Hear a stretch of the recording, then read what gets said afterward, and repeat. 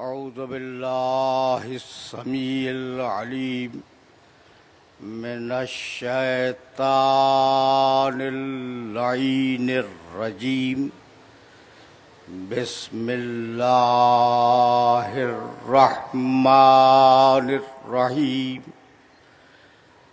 الحمد لله الملك الحق المبين المتصاغر لعظمته جبابرة الطاغين المتخاضع لكبريائه عتاة المتمردين المعترف بربوبيته سائر الخلق أجمعين. والصلاة والسلام والتحية والإكرام على أشرف النبيين وخاتم المرسلين سيدنا ومولانا أبي القاسم محمد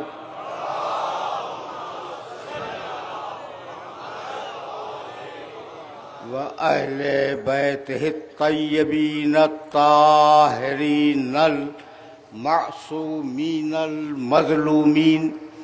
أما بعد فقد قال الله سبحانه وتعالى في محكم كتابه المبين. بسم الله الرحمن الرحيم.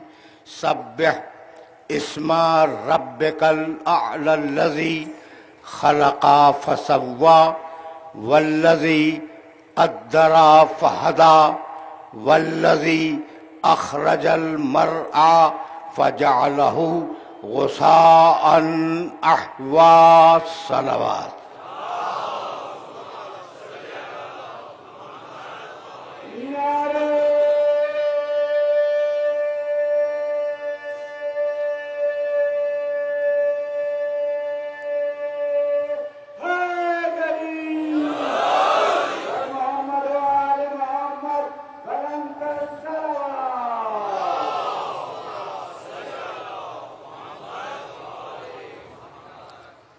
عزیزان محترم، وقت اتنی تیزی سے سرکتا جا رہا ہے کہ ہم اپنے موضوع کے 8ویں مرحلے میں داخل ہوئے. ظاہر ہے کہ میں اس 8ویں مرحلے میں کچھ نہ کچھ تو عرض کروں گا اور ان آیات کا ترجمہ بھی کروں گا، لیکن ایک عجیب بات یہ ہے کہ متواتر جس دن سے یہ مجلسیں شروع ہوئی ہیں اس دن سے ملک کے اور شہر کے ارباب حل و عقد مسلسل تشریف لا رہے ہیں، اور یہ ایک بڑی خوشایند بات ہے. اس سے پہلے بھی آتے رہے، کل بھی لوگ آئے، پرسوں بھی آئے، آج بھی تشریف فرما ہیں، اور یہ سب وہ لوگ ہیں جو گتھیاں سلجھانے کے ماہر ہیں. بہت سے ان میں الجھا بھی دیتے ہیں، ٹھیک ہے نا. لیکن گتھیاں سلجھانے ارباب حل و عقد جانتے ہیں ان کو کہتے ہیں جو گتھی اگر پیچیدہ ہو جائے تو اسے کھول دیں. ٹھیک، تو یہ کہلاتے ہیں ارباب حل و عقد. ان ارباب حل و عقد تک ایک پیغام دینا چاہ رہا ہوں آج، جو کل نہ دے سکا. ٹھیک ہے نا بھائی. دیکھو، ہم نہیں ناپتے فرقوں کی بنیاد پر کسی انسان کو.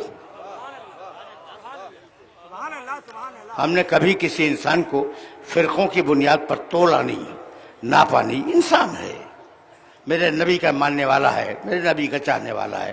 تو ہم نے یہ نہیں دیکھا کہ یہ حنبلی ہے، یہ مالکی ہے، یہ حنفی ہے، یہ شافعی ہے، یہ جعفری ہے، یہ زیدی ہے. ہم نے فرقے نہیں دیکھے. ہم صرف ایک چیز دیکھتے ہیں کہ کون حسین کا دوست ہے، کون حسین کا دشمن ہے.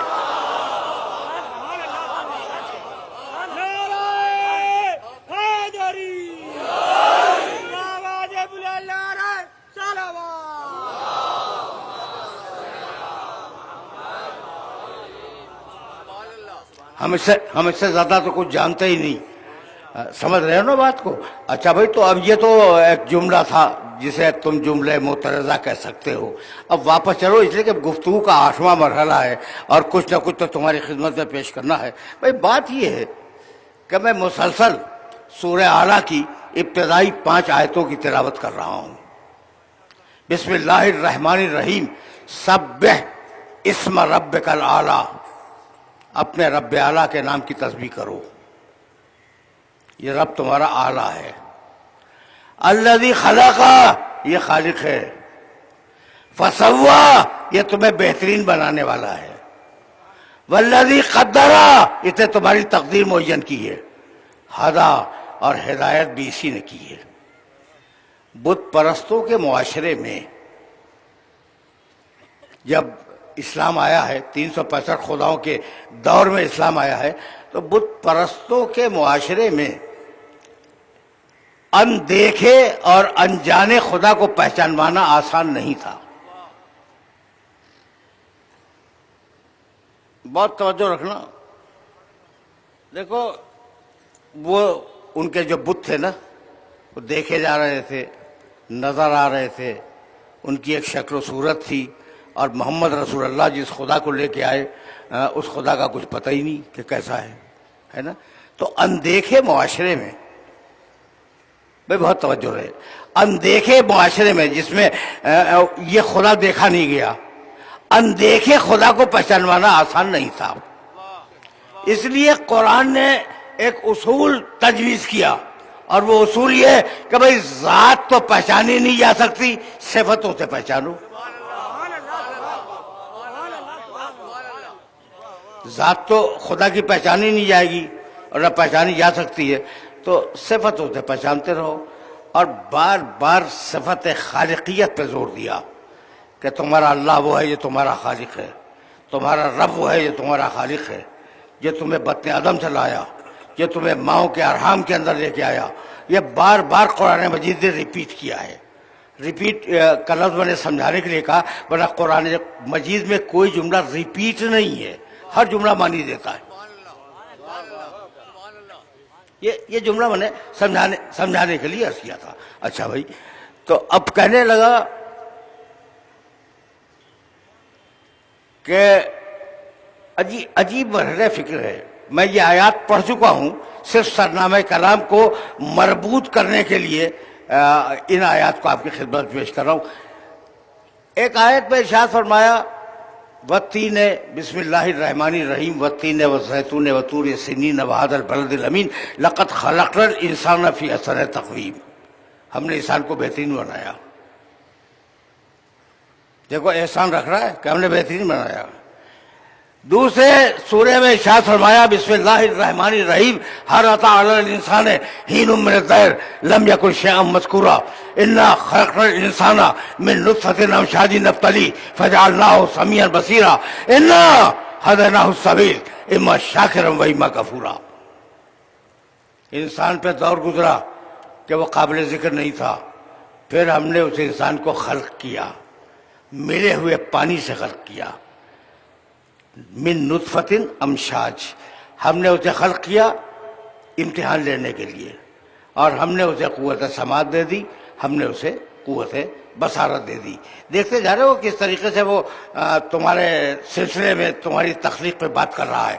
کہنے لگا، یخلقکم فی بطون امہاتکم خلقا من بعد خلق فی ظلمات ثلاث. کیا سمجھتے ہو تم اللہ کو؟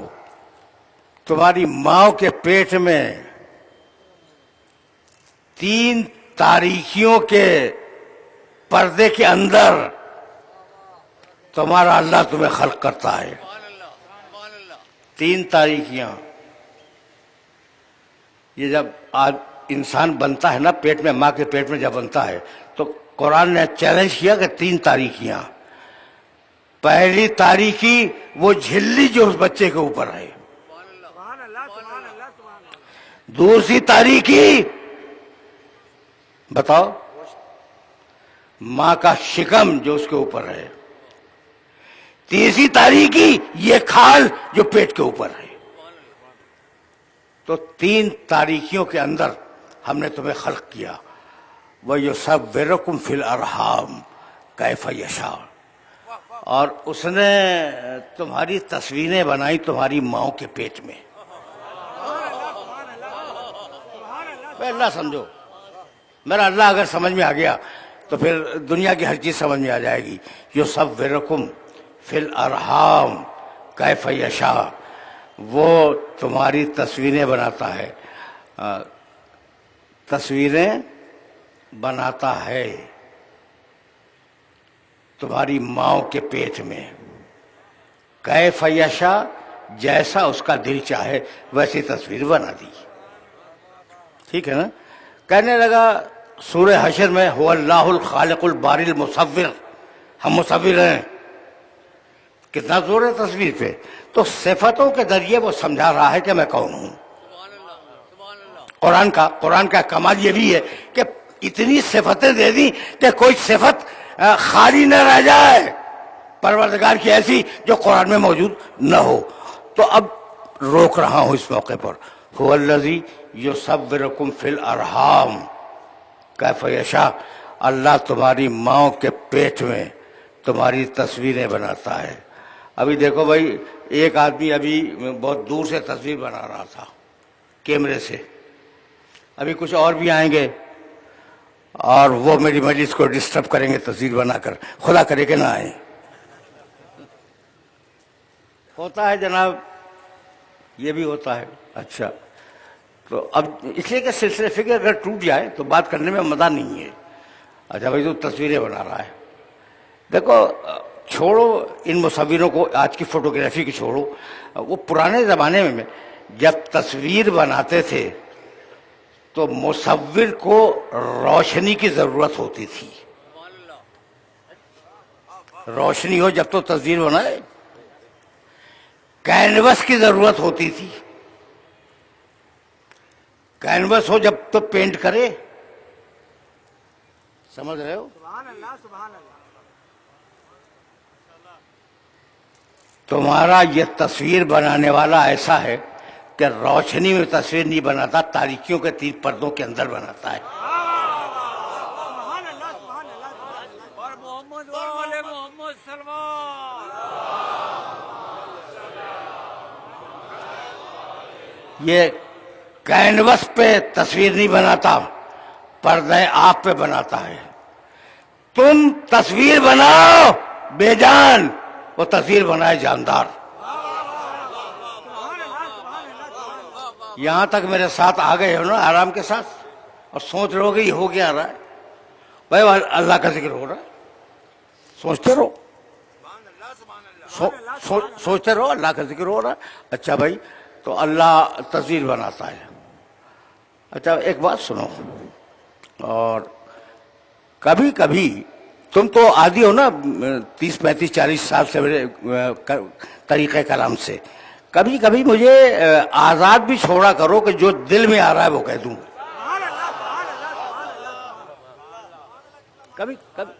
کبھی کبھی تو آزاد چھوڑ دیا کرو. اچھا, تو اب اگر تھوڑا سا تم نے مجھے آزاد چھوڑ دیا تو اب ایک بات کہنا چاہ رہا ہوں. دیکھو بھائی, مجھے تصویر بنانی نہیں آتی, لیکن اگر میرے ہاتھ میں پینسل اور کاغذ دے دو تو کوئی نہ کوئی الٹی صورت تو میں بھی بنا دوں گا. شکل بن جائے گی, آنکھ بھی بناؤں گا, ناک بھی بناؤں گا, کان بھی بناؤں گا. ٹھیک ہے نا. اچھا, اور تم نے دیکھا کہا ہاں یہ بگڑے ہوئے انسان کی تصویر ہے. تصویر تو ہے لیکن بگڑی ہوئی تصویر ہے. ٹھیک. اچھا, اب آپ نے کہا بھائی دوسری بنا دیجیے بالکل ایسی. بالکل ویسی نہیں بنا سکتا, لیکن اب جو بناؤں گا وہ اور کچھ اور رنگ کی ہو جائے گی. ٹرینڈ مصور ایک جیسی تصویر بنا لے, ایک بنائی ویسی ہی دوسری بنا دی, ویسی تیسری بنا دی. لیکن جو مصور قادر نہ ہو, ہماری طرح اناڑی ہو, وہ جب بنائے گا ایک نئی تصویر بن جائے گی.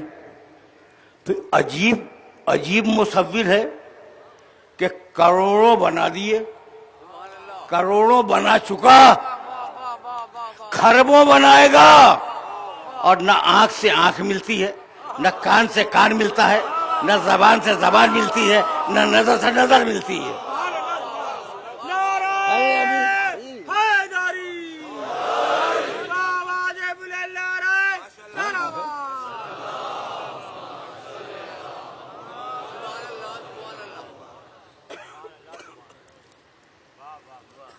खरबों बना दिए, ना आंख से आंख मिले, ना अंदाज़े तबस्सुम से अंदाज़े तबस्सुम मिले, ना अंदाज़े गुफ्तगू से अंदाज़े गुफ्तगू मिले, ना लहजे से लहजा मिले, ना नज़रों से नज़रें मिले, ना कान से कान मिले, ना आंख से आंख मिले। तो जब बनाई एक नई तस्वीर बन गई। यही तो हुआ भाई, इतने सारे बैठे हैं, कोई एक दूसरे से मुशाबे जब बनाता है एक नई तस्वीर बनाता है। तो कह सकते थे कि मुसव्विर अनाड़ी है, यही तो मैंने तुमसे लिबर्टी मांगी थी। कह सकते थे कि मुसव्विर अनाड़ी है, जब चाहता है कि तस्वीर बनाए एक नई तस्वीर बन जाती है। तो कहने लगा कि खरबों बनाऊंगा, आंख से आंख न मिलेगी, कान से कान न मिलेगा, दिमाग से दिमाग न मिलेगा, ज़हन से ज़हन न मिलेगा, अंदाज़े तकल्लुम से अंदाज़े तकल्लुम नहीं मिलेगा। खरबों बनाऊंगा जो नहीं मिलेंगे, और 12 ऐसे बना दूंगा कि जैसा पहला होगा वैसा आखिरी हो।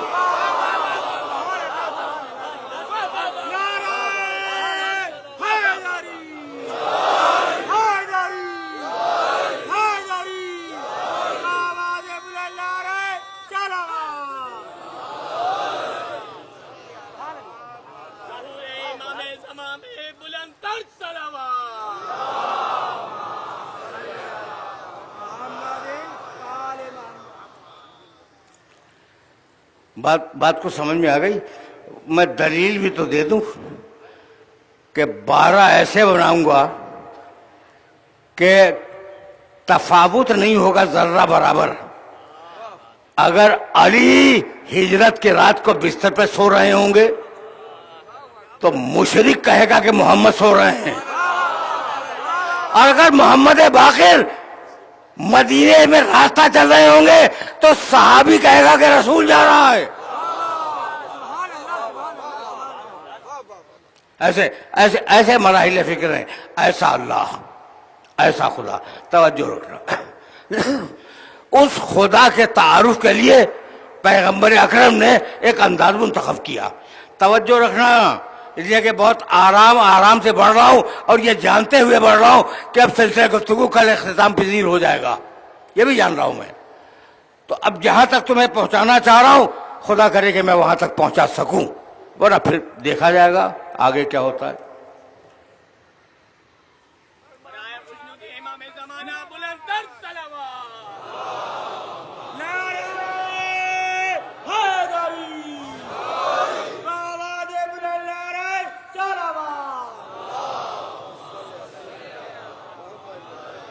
तब पैगंबर की पॉलिसी, अब मेरे नबी की पॉलिसी देखो कि मेरे नबी ने पॉलिसी क्या अख्तियार की मुश्रिकों के शहर में। कहने लगे तुम्हारे बुत अंधे, मेरा अल्लाह जिस चीज को चाहे देखे। तुम्हारे बुत लूले लंगड़े, मेरा अल्लाह हर शय पे कादिर। तुम्हारे बुत अपाहज, जहां पड़े हैं वहां पड़े हैं, मेरा अल्लाह हर शय पे कादिर है। तो पहले बुतों के ऐब गिनाए और फिर अल्लाह की तारीफ की। पहुंच गए, आराम से पहुंच गए इस मरहले तक। मेरे नबी ने क्या किया, पॉलिसी क्या दी? पहले तुम्हारे बुत लूले, तुम्हारे बुत लंगड़े, तुम्हारे बुत अंधे, तुम्हारे बुत काने, तुम्हारे बुत अपाहज, मेरा खुदा हर शय पे कादिर है। मेरा खुदा जिस चीज में चाहे कलाम पैदा कर दे। मेरा खुदा जो चाहे करे, मा यशा, जो चाहे करे। तो पहले बुतों की बुराई की, उनके ऐब गिनाए। तो तरीका मेरे नबी की तबलीग का यही है कि पहले बुरे की बुराई बयान करो,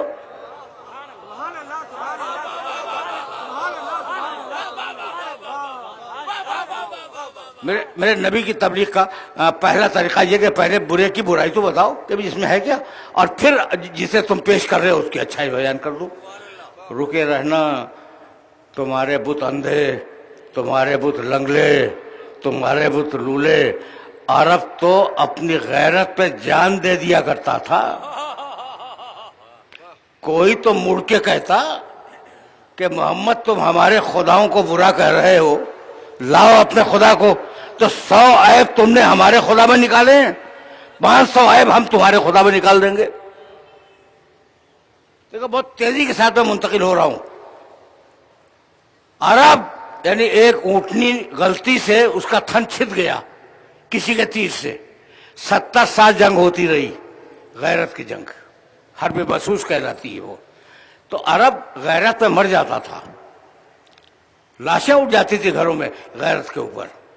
بھائی تم بڑے غیرت مند ہو، یہ بنی ہاشم کا نوجوان تمہارے خداؤں کو برا کہہ رہا ہے، تو تم اسے بھی تو چیلنج کرو، اسے بھی چیلنج کرو کہ لا اپنے خدا کو۔ تو تم نے 100 عیب نکالے ہمارے خداؤں میں، ہم 500 عیب نکال دیں گے تمہارے خدا میں۔ ساری زبانیں گونگی ہو گئی۔ بھئی ایسا کیوں ہوا؟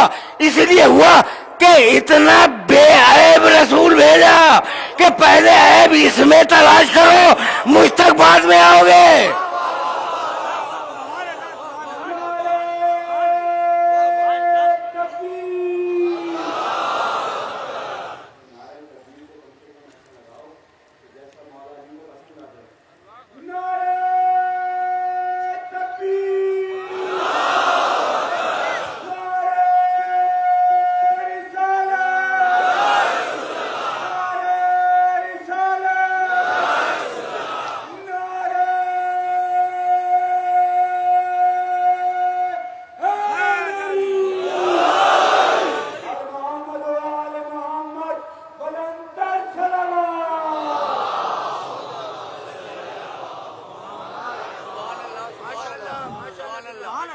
بس اسی مقام سے سلسلہ فکر آگے بڑھ جائے گا، اور اب توحید پہ بہت زیادہ تمہیں روکوں گا نہیں۔ وہ خالق ہے، جیسا چاہے خلق کرے، یخلق ما یشاء، جیسا چاہے خلق کرے۔ وہ باری ہے، عدم سے وجود میں لانے والا ہے۔ وہ جسے جیسی شکل چاہے اسے عطا کر دے، وہ جسے جو رتبہ دے اسی کو حق ہے، کسی اور کو نہیں ہے۔ ابلیس سے جو غلطی ہوئی بنیادی وہ یہی کہ حق ہے مخلوقات کے درجوں کو معین کرنے کا فقط اللہ کو، اور وہ کہنے لگا کہ میں خیر بہتر ہوں مٹی سے، اور مٹی مجھ سے کمتر ہے۔ بھائی آپ کون ہیں کہ مٹی اور اپنے اندر فضیلت کی بحث شروع کر دیں؟ بس جس نے بنایا ہے وہ بتا کہ مٹی افضل ہے یا آگ افضل ہے، ایسا ہے یا نہیں؟ اچھا تو بڑا توحید پرست تھا، کہنے لگا تیرے علاوہ کسی کو سجدہ نہیں کروں گا، تیرے علاوہ کسی کو سجدہ نہیں کروں گا۔ اور اتفاق سے فرشتوں نے سجدہ کر لیا آدم کو، یہی تو ہوا، واقعہ تو یہی ہے کہ فرشتوں نے آدم علیہ السلام کو سجدہ کر لیا۔ جب سجدہ کر لیا تو اب وہ بدعتی ہوں یا ان کا عقیدہ اچھا نہ ہو، جہاں تھے وہیں رہے، اور وہ جو بڑی توحید کا علم بلند کر رہا تھا وہ ذلیل کر کے نکالا گیا یا نہیں؟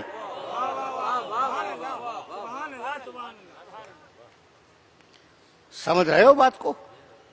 میسج پہنچ رہا ہے؟ نعوذ باللہ یہ بدعتی سمجھانے کے لیے میں نے کہا ہے کہ فرشتے تو حکم الہی کی پابندی کر رہے تھے، لیکن اب اگر کوئی اور ہوتا نا، آج کا ملا جناب فاروق ستار صاحب، آج کا ملا اگر ہوتا کہہ دیتا بدعتی تھے،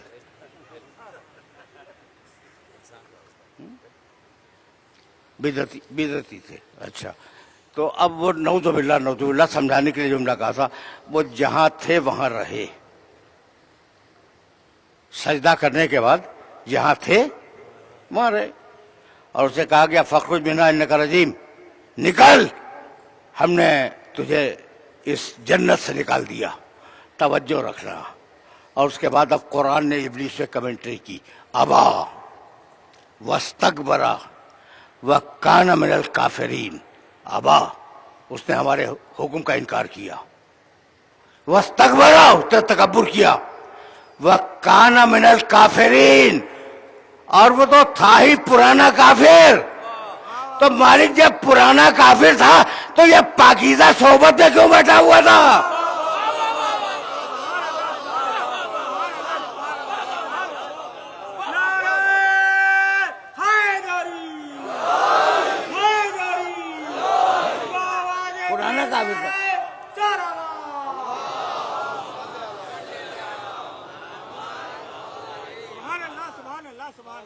جب وہ پرانا کافر تھا تو اس پاکیزہ صحبت میں، فرشتوں کی پاکیزہ صحبت میں بٹھانے کی ضرورت کیا تھی؟ کہا یہ ہماری مصلحت ہے، اگر ہمارے پاس بیٹھا ہوا نہ ہوتا تو اس کا کفر کبھی نہ کھلتا۔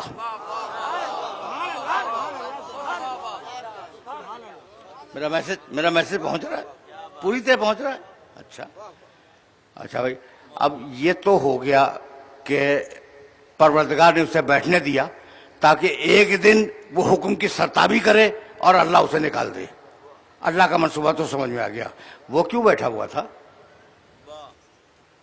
اس کی بھی تو کچھ سائیکولوجی ہوگی نا۔ ابلیس کیوں بیٹھا ہوا تھا؟ اب مجھے کیا معلوم کہ کیوں بیٹھا ہوا تھا، آج تک ملاقات کا شرف بھی حاصل نہیں ہوا کہ پوچھا جا سکے کہ جناب آپ کیوں تشریف فرما تھے۔ لیکن جو علماء نے لکھا ہے وہ تو میں بیان کر سکتا ہوں نا۔ کہنے لگے کہ وہ سن چکا تھا کہ اللہ خلیفہ بنانے والا ہے۔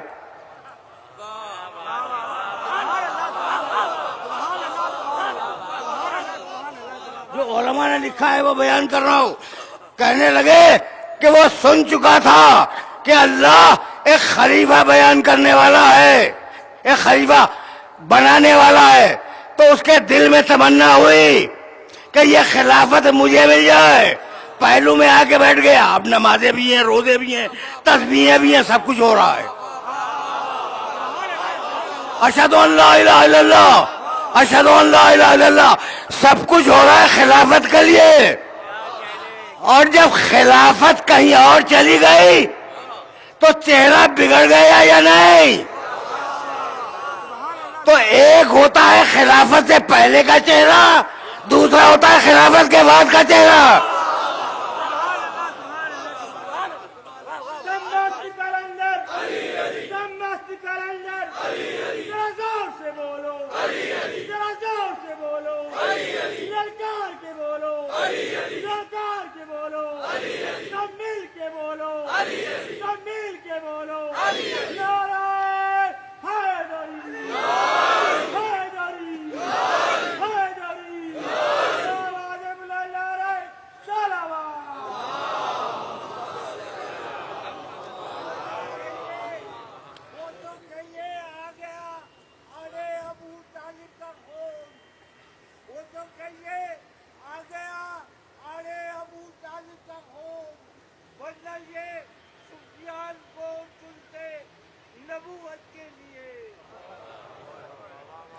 جناب نہیں چنتے، بالکل نہیں چنتے، عرب اتنے احمق نہیں تھے۔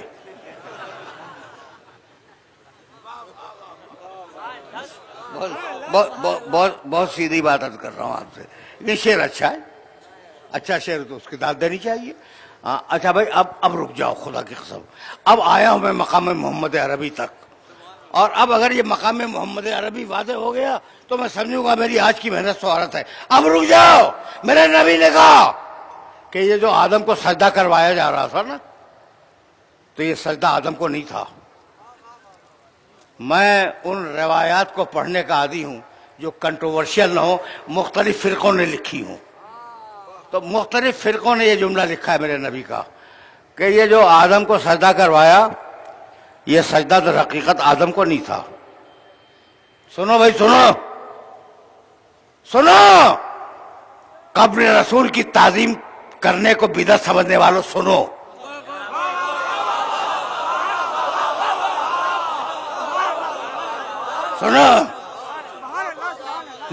میرے نبی نے کیا کہا کہ یہ جو سجدہ کروایا تھا آدم کو، یہ سجدہ آدم کو نہیں تھا۔ یا رسول اللہ، پھر یہ سجدہ کس کو تھا؟ کہا سجدہ میرے نور کو تھا۔ آدم کی مٹی میں میرا نور رکھا، اور توجہ ہے، آدم کی مٹی میں میرا نور رکھا اور کہا فرشتوں سے سجدہ کرو، تو سجدہ تھا نور محمد کو۔ اب مجھے کبھی کبھی فٹ نوٹ لگا دے لیا کرو، سجدہ کسے تھا بھائی؟ محمد رسول اللہ کے نور کو، سجدہ تھا نور محمد کو۔ تو اگر آدم کی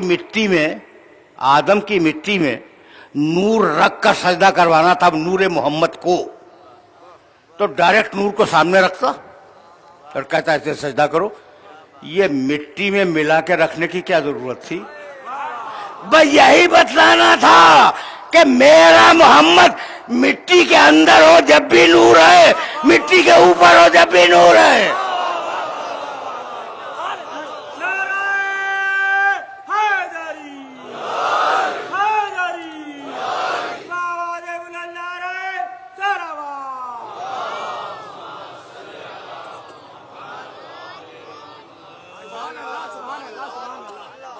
اب میں مقام محمد عربی تک آیا، اور اب تمہیں اس مرحلے پر روک لوں گا۔ بھائی میں نے کبھی ایک جملہ کہا تھا، اور میرے اس جملے کو اپنے ذہن کے اندر محفوظ رکھ لینا، کہ ایک ہے اللہ کی کتاب، اس کا نام ہے قرآن، ایک ہے اللہ کا رسول، اس کا نام ہے محمد۔ دو چیزیں ہیں نا، ایک اللہ کی کتاب، اس کا نام ہے قرآن، ایک اللہ کا رسول، اس کا نام ہے محمد۔ دیکھنے میں یہ دو الگ الگ چیزیں ہیں، ہے ایک۔ علم الہی جب نور میں ڈھلا تو محمد کہلایا، جب لفظوں میں ڈھلا تو قرآن کہلایا۔ سمجھ رہے ہو بات کو؟ اب میں آیا ہوں مقام محمد عربی پر، ایک ہی سبجیکٹ کی 3 آیتیں ہیں، بلکہ 4، بلکہ زیادہ، اور ظاہر ہے کہ وہ ساری آتی جا رہی ہے، میں بیان کرتا جا رہا ہوں، ساری کی ساری تو بیان نہیں کروں گا۔ فَكَيْفَ إِذَا جِئْنَا مِنْ كُلِّ أُمَّةٍ بِشَهِيدٍ وَجِئْنَا بِكَ عَلَى هَؤُلَاءِ شَهِيدًا۔ حبیب، قیامت کا دن اتنا عجیب دن ہوگا کہ ہم ہر نبی کو اس کی قوم پر گواہ بنا کے لائیں گے، اور حبیب تجھے ان سارے انبیاء پہ گواہ بنائیں گے جنہیں کبھی رسول نے دیکھا ہی نہیں۔ یہ فٹ نوٹ میرا ہے، جنہیں کبھی رسول نے دیکھا ہی نہیں ان کا گواہ بنائیں گے۔ ایک آیت سورہ مزمل، انا ارسلنا الیکم رسولا شاہدا علیکم کما ارسلنا الی فرعون رسولا۔ ہم نے جیسا فرعون کے پاس رسول بھیجا تھا ویسا ہی رسول بھیجا ہے، یہ تمہارا گواہ ہے۔ 2 آیتیں توجہ رکھنا۔ وَيَوْمَ سورہ نحل 16واں سورہ قرآن کا، نَبَعْثُ فِي كُلِّ أُمَّةٍ شَهِيدًا عَلَيْهِمْ مِنْ أَنفُسِهِمْ وَجِئْنَا بِكَ شَهِيدًا عَلَى هَؤُلَاءِ وَنَزَّلْنَا عَلَيْكَ الْكِتَابَ تِبْيَانًا لِكُلِّ شَيْءٍ وَهُدًى وَرَحْمَةً وَبُشْرَى لِلْمُسْلِمِينَ۔ حبیب، قیامت کے دن ہر نبی کو اس کی امت پر گواہ بنائیں گے، اور حبیب تجھے ان نبیوں پہ گواہ بنائیں گے۔ عادل کے خلاف ہے اگر گواہی نہ دے، اور عادل کے خلاف ہے اگر دیکھ کے گواہی نہ دے۔ میں نے پوری گھنٹے بھر کی تقریر اسے ایک جملے میں کہہ دی، اور اس سے زیادہ زحمت سماعت نہیں دوں گا۔ یوم نبعث فی کل امۃ شہیدا علیہم من انفسہم وجئنا بک شہیدا علی ہؤلاء۔ سب پہ تجھے گواہ بنائیں گے، قیامت کا دن سارے نبیوں پر تجھے گواہ بنائیں گے۔ اور اب سنو گے آگے کیا کہتا ہے، وَنَزَّلْنَا عَلَيْكَ الْكِتَابَ تِبْيَانًا لِكُلِّ شَيْءٍ۔ حبیب، یہ قرآن ہم نے تیرے اوپر نازل کیا، تِبْيَانًا لِكُلِّ شَيْءٍ، اس میں ہر شے کا کھلا ہوا بیان ہے۔ وَهُدًى، یہ کتاب ہدایت ہے۔ وَرَحْمَةً، یہ کتاب رحمت ہے۔ وَبُشْرَى، اور یہ کتاب بشارت ہے، للمسلمین، مسلمانوں کے لیے۔ اچھا بھائی، اب تو ہم آخری مرحلے میں داخل ہو گئے نا۔ کل کی تقریر، اس کا پرسوں مصائب، اور گفتگو تمام ہو گئی۔ کچھ اجازت دیتے ہو کہ بیان کروں؟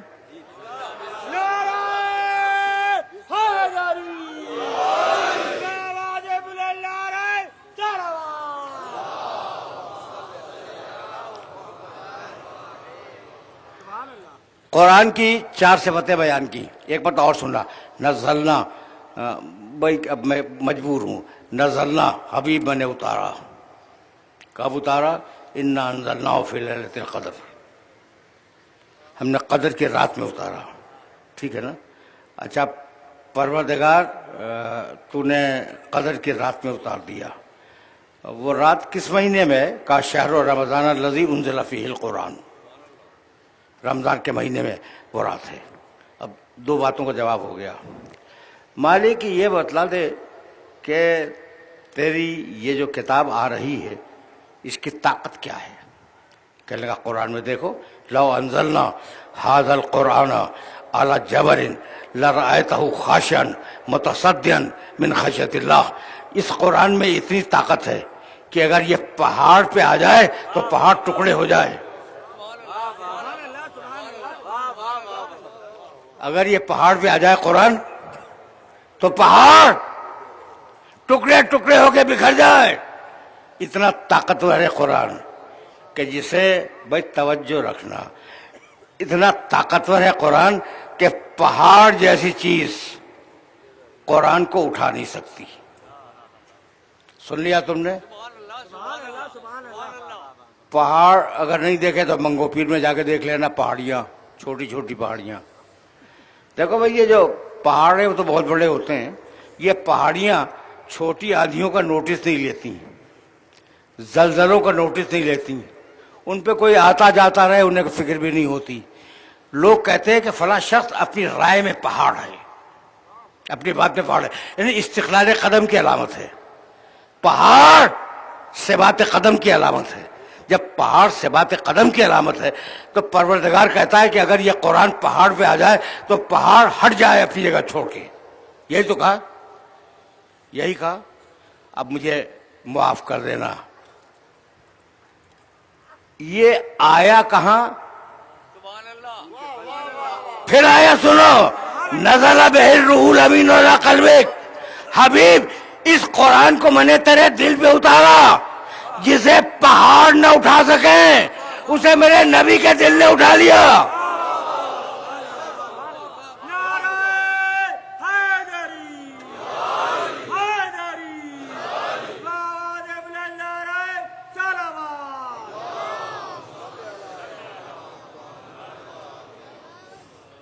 یہاں تک آ گئے میرے ساتھ، لیکن مجھے تو ذرا سا آگے جانا ہے بھائی۔ جسے پہاڑ نہ اٹھا سکیں اسے میرے نبی کے دل نے اٹھا لیا، دل نے اٹھا لیا۔ جس کا دل اتنا مضبوط ہو اس کا دماغ اتنا کمزور نہیں ہو سکتا۔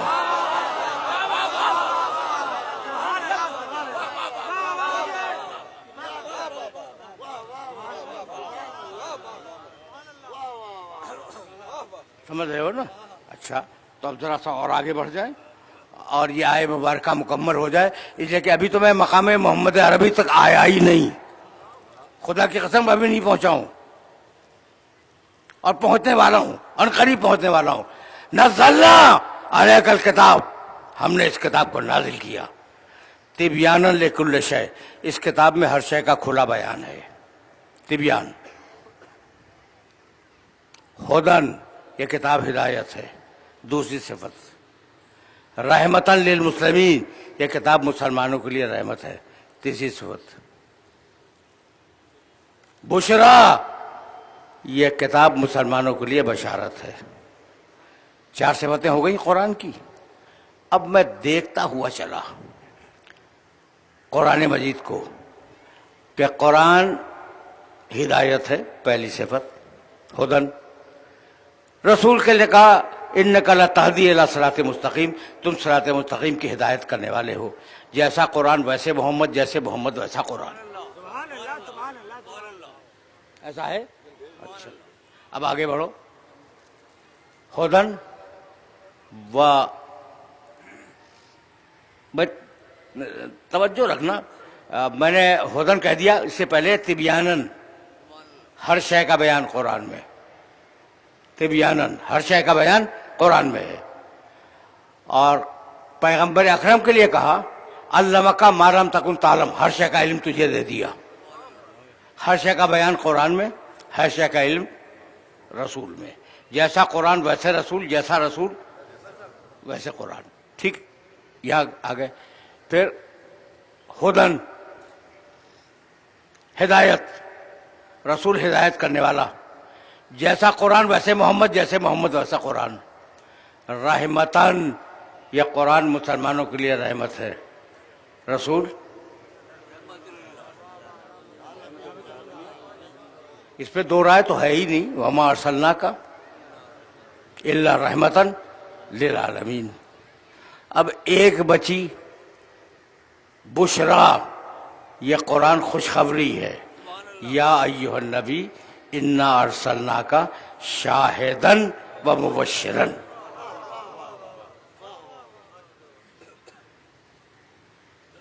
پر محمد و آل محمد صلوات. برائے کلثوم یہ امام زمانہ بلندتر صلوات.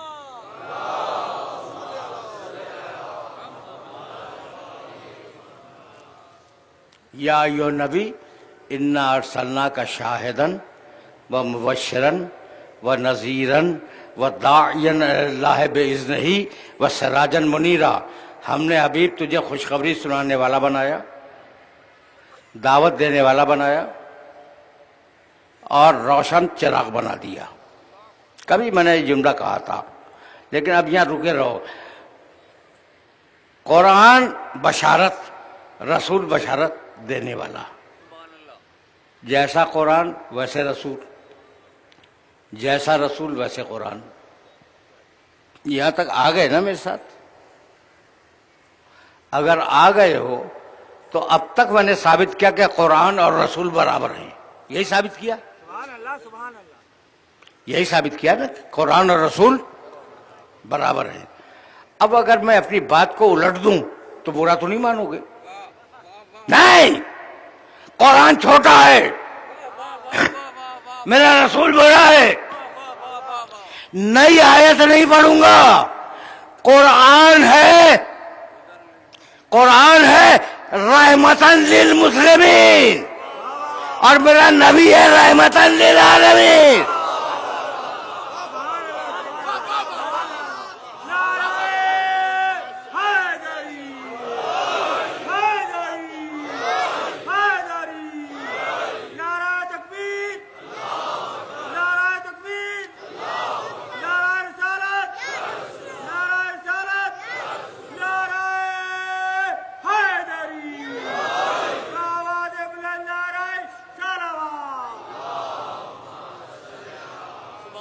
والے بھی اسے عقدہ کشا کہتے ہیں.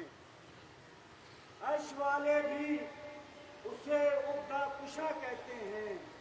جھک کے در پہ جھک جھک کے نبی صلی اللہ کہتے ہیں. در پہ جھک جھک کے نبی صلی اللہ کہتے ہیں. ارے احمقو، اس کو بشر کہنے سے پرہیز کرو. احمقو، اس کو بشر کہنے سے پرہیز کرو جس کے داماد کو کچھ لوگ خدا کہتے ہیں. نعرہ تکبیر، نعرہ تکبیر، نعرہ رسالت، نعرہ رسالت، نعرہ حیدری اور محمد و آل محمد بلندتر صلوات. سبحان اللہ سبحان اللہ سبحان اللہ. اچھا بھائی، اب دیکھو نا، اب میں تو رسالت پہ بات کر رہا تھا، بیچ میں داماد رسول آ گئے. ایسا، اور میں جانتا ہوں کہ وہ جو داماد ہے وہ تمہاری بہت بڑی کمزوری ہے. شرف ہونا ہے، داماد کا شرف ہونا کوئی شک نہیں ہے، داماد رسول. لیکن اس سے بڑا شرف ہے نفس رسول.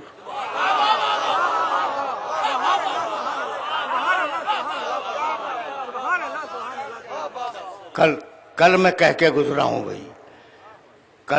کل میں نے آپ کی خدمت میں عرض کیا تھا کہ ممبر ہے سرکاری جگہ، بستر ہے ذاتی جگہ.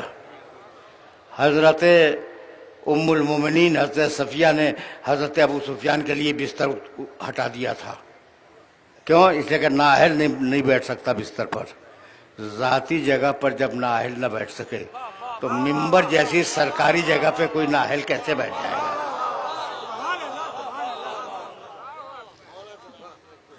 تو اب تو تم خود گھسیٹ کے لائے ہو مجھے اس مرحلہ فکر تک.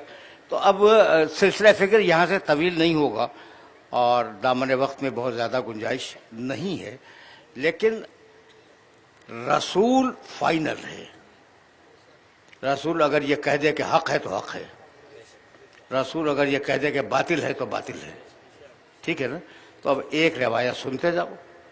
حضرت پیغمبر اکرم صلی اللہ علیہ وآلہ وسلم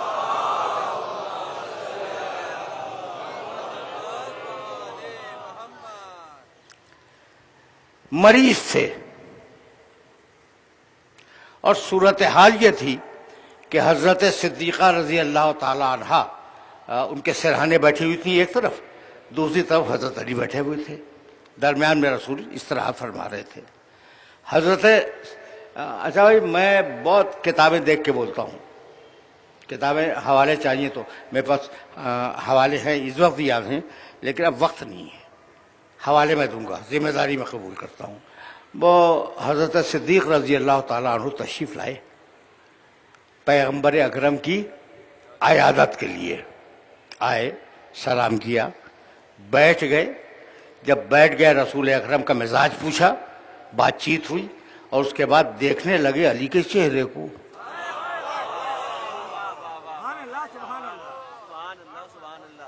اب میرا تو جی یہ چاہتا کہ میں کہوں ہاتھ جوڑ کے کہ رسول کے چہرے کو دیکھیے.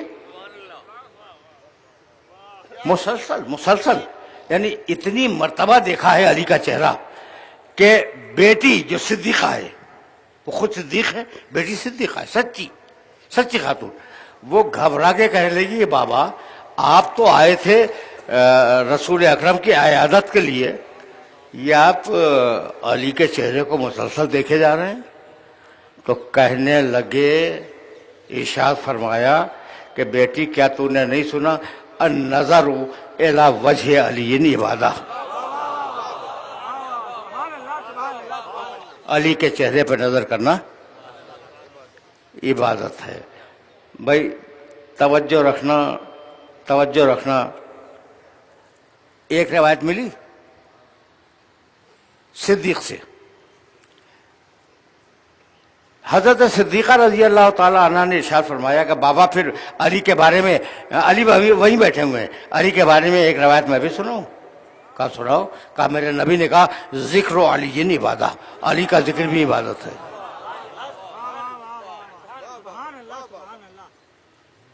اب سمجھ میں آیا علی کا ذکر، کیا یہ نعرہ حیدری علی کا ذکر نہیں ہے؟ میرے نزدیک تو عبادت ہے. ذکر علی عبادہ، علی کا ذکر عبادت ہے. اب دو روایتیں تمہارے پاس آ گئیں، دو روایتیں آ گئی. اب تیسری روایت پیغمبر اکرم لیٹے ہوئے ہیں، مسکرائے اور کہنے لگے اب تیسری روایت سناؤ یا رسول اللہ، حکم فرمائیے. کہنے لگے حب علی عبادہ، علی کی محبت دل میں رکھنا عبادت ہے.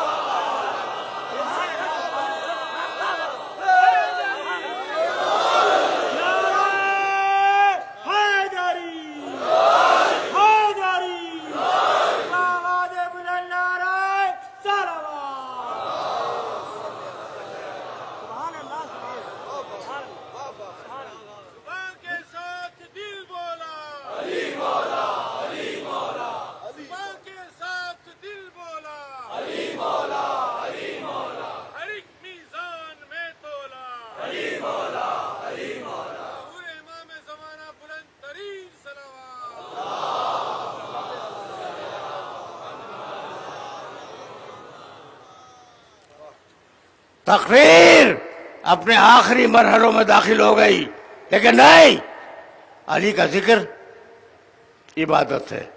اب اتنی سچی زبانوں سے روایت آئی ہے کہ ملا روایت کا انکار نہیں کر سکتا تھا، دین خطرے میں آ جاتا.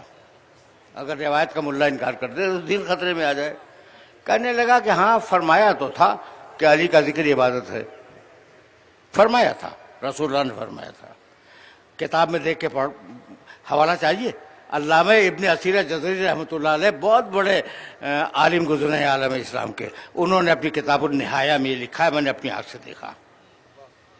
کہنے لگے کہ ہاں یہ تو فرمایا تھا، بھئی یہ میرا آخری کلام ہے، کہ علی کا ذکر عبادت ہے، لیکن حقیقت میں عبادت نہیں تھا۔ اچھا، رسول کہہ رہے ہیں عبادت ہے اور آپ حقیقت تک پہنچ گئے، جو کمالی ہو گیا نا، کمال ہو گیا نا۔ اس کے بعد انہوں نے دلیل لکھی کہ اصل میں رسول نے کیوں کہا کہ علی کا ذکر عبادت ہے۔ بس آخری جملہ ہے میرا، رسول نے اس کا سبب ہے جو رسول نے کہا کہ علی کا ذکر عبادت ہے۔ کانا اذا خرج من منزلہ ہی، جب علی اپنے گھر سے نکلتے تھے اور مدینے کے لوگوں کی نگاہ پڑتی تھی ان کے چہرے پر، تو کوئی کہتا تھا لا الہ الا اللہ ما اعلم ھذا الفتح، لا الہ الا اللہ، کتنا بڑا عالم ہے یہ جوان۔ کوئی کہتا تھا لا الہ الا اللہ ما اسخا ھذا الفتح، لا الہ الا اللہ، یہ جوان کتنا بڑا سخی ہے۔ کوئی کہتا تھا لا الہ الا اللہ ما اکرم ھذا الفتح، لا الہ الا اللہ، یہ جوان کتنا بڑا کریم ہے۔ کوئی کہتا تھا لا الہ الا اللہ ما اشجع ھذا الفتح، لا الہ الا اللہ، یہ کتنا بڑا بہادر ہے۔ تو چونکہ زبان سے نکلتا تھا علی کا چہرہ دیکھ کر لا الہ الا اللہ، زبان سے نکلتا، تو رسول نے کہہ دیا علی کے چہرے کو دیکھنا عبادت ہے۔ کام ختم ہو گیا نا، کام ختم ہو گیا۔ اب میں ان بزرگ کے لیے کیا عرض کروں، ان کا نام بھی لے چکا، کہ وہ چاہتے تھے، کتنا بڑا کریم ہے، کتنا بڑا شجاع ہے، کتنا بڑا سخی ہے، کتنا بڑا بہادر ہے۔ ایک فضیلت کو چھپانا چاہا، 4 فضیلتیں خود لکھ گئے۔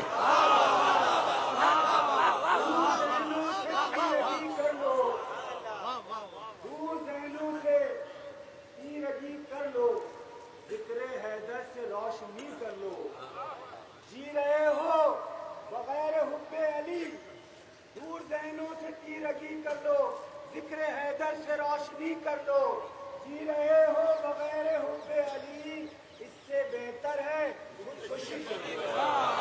نعرہ حیدری، نعرہ خوشنودی آل محمد، بلند تر صلوات۔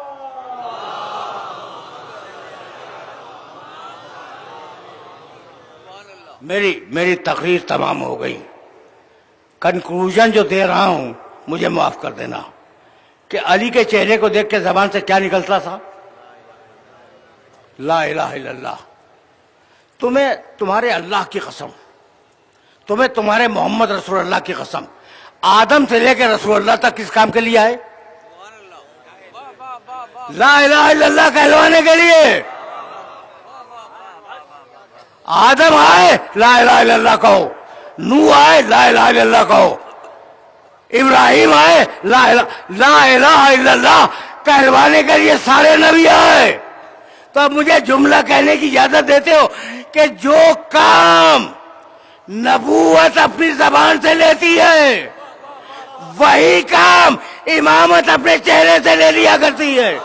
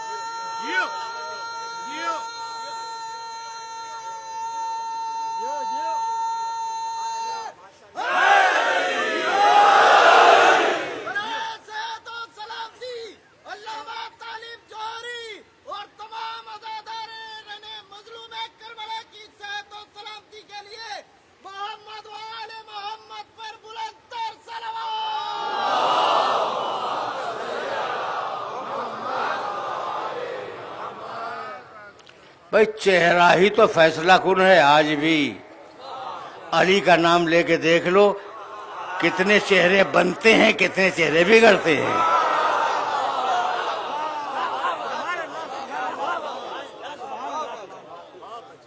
اور اب ظاہر ہے کہ دامن وقت میں گنجائش نہیں ہے. 8ویں محرم کا دن بھی گزر گیا اور حق تو یہ تھا کہ اس شہزادے کا بھی تفصیل تذکرہ ہونا چاہیے جس کا چہرہ چاند کی طرح تھا. لقب ہے نا قمر بنی ہاشم.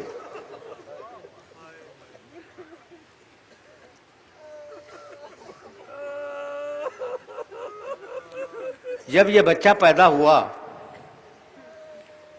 تو سفید کپڑے میں لپیٹ کر علی کی گود میں دیا گیا. علی نے 2 کام کیے. نام رکھا عباس. نام کے بارے جانتے ہو؟ کڑے تیوروں والا. اور پھر ننھی ننھی آستینیں ہٹائیں اور دونوں شانوں پہ بوسہ دیا. یہاں سے عباس کی زندگی شروع ہوتی ہے. بڑے جلال والا ہے عباس. وقت نہیں ہے میرے پاس اور میں اس مصائب تک پہنچ کے بہت پریشان ہو جاتا ہوں کہ میں کیا کروں. لیکن اب جو جملے سن ہی لو. تمہیں یاد ہے کہ جب حور کے لشکر کو پانی پلایا اور حسین ابن علی نے کہیں آگے جانے کے لیے اپنا گھوڑا موڑا تو حور نے حسین کے گھوڑے کی لگام تھام لی تھی. دیکھو لگام تھامنا کسی عرب کے لیے ناقابل برداشت تھا اور وہ ایک طرف اگر حور کی بہادری ہے تو دوسری طرف انتہائی بد اخلاقی بھی ہے. اور اسی پر حسین نے ایک جملہ کہا تھا کہ سکلت کا ام کا یا حر تیری ماں تیرے ماتم میں بیٹھے یعنی تو مر جائے. تیری یہ مجال کہ تو میرے گھوڑے کی لگام تھام لے. عباس دور کھڑے ہوئے تھے.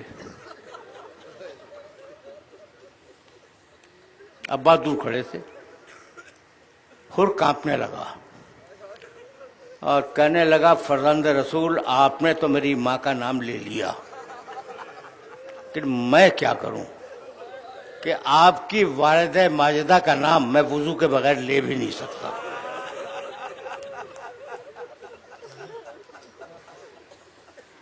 دور کھڑے تھے نا عباس. گھوڑے کو دوڑاتے ہوئے حر کے قریب آئے اور کہنے لگے حر یہ کس کی ماں کا تذکرہ کر رہا تھا؟ اب اگر زبان سے دوبارہ یہ جملہ نکلا تو زبان کاٹ کر تیری ہتھیلی پہ رکھ دوں گا. اس کا نام ہے عباس. یہ شہزادہ سمجھ میں آ گیا. اچھا ایک واقعہ اور سن لو. چھوٹا سا ایک واقعہ اور سن لو. 4 محرم کو حسین اپنے خیمے میں آرام کر رہے تھے ظہر کے بعد. باہر سے شور کی آواز آئی. شہزادی زینب نے فضہ کو بھیجا دیکھ کیا کہ ہو کیا رہا ہے. فضہ گئی واپس آئی اور واپس آنے کے بعد کہا بی بی یزید کی فوج والے کہہ رہے ہیں خیمہ نہر سے ہٹاؤ. اور ابو الفضل العباس کو جلال آ گیا ہے. جملہ سنو اور مجھے اجازت دے دو.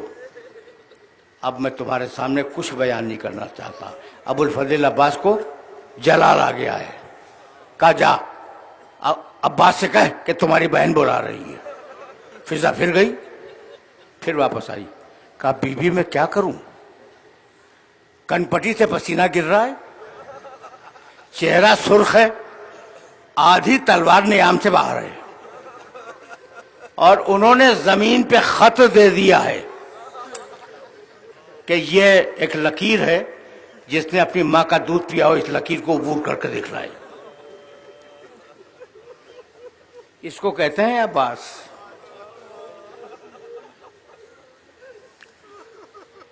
اب اتنے جلال میں جب عباس ہو تو اسے روکے کون؟ کہا فضہ جا اور عباس سے کہہ دے کہ اگر تم واپس نہیں آئے تو تمہاری بہن خیمے سے باہر آ جائے گی.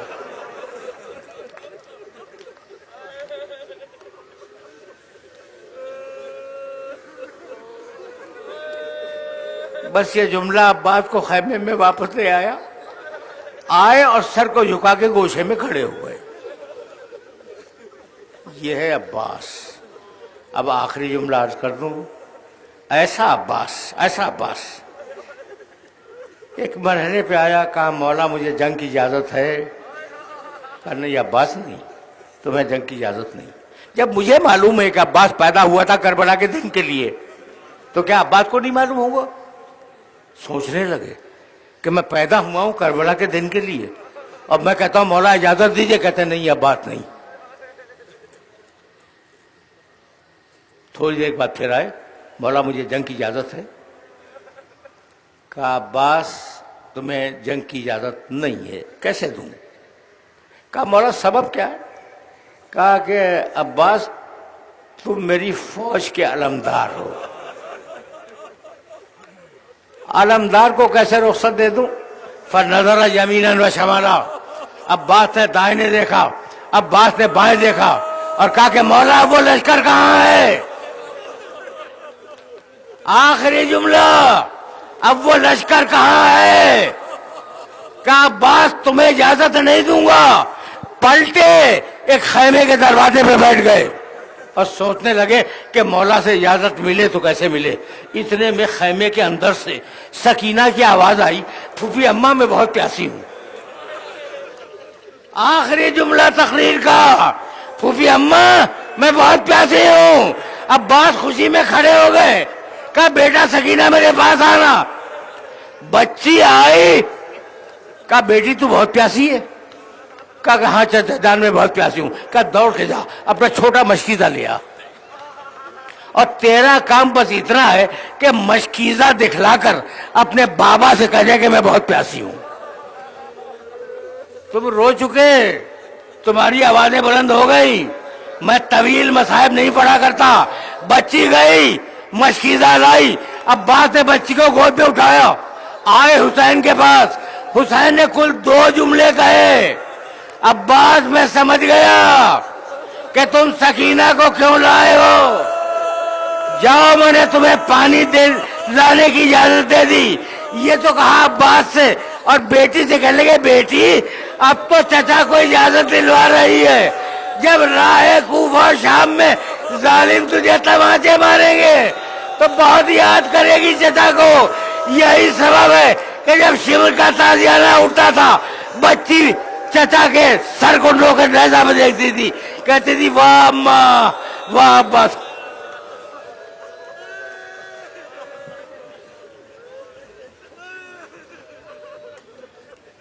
وَسَيَعْلَمُ الَّذِينَ ظَلَمُوا أَيَّ مُنْقَلَبٍ يَنْقَلِبُونَ رَبَّنَا تَقَبَّلْ مِنَّا إِنَّكَ أَنْتَ السَّمِيعُ الْعَلِيمُ.